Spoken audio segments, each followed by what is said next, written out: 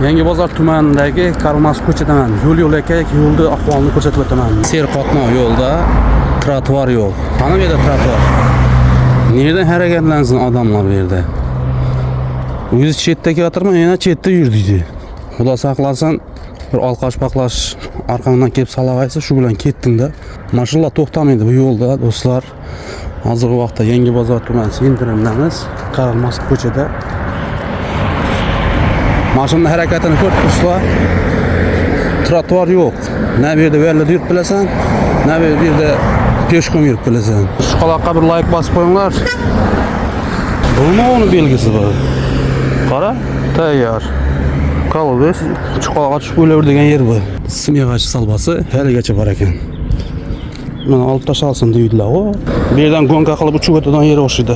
Aytaman desam, muammo ko'p, kamchiliklar ko'p, lekin natija yo'q do'stlar. Joningiz omon bo'lsin, sog' bo'lasizlar.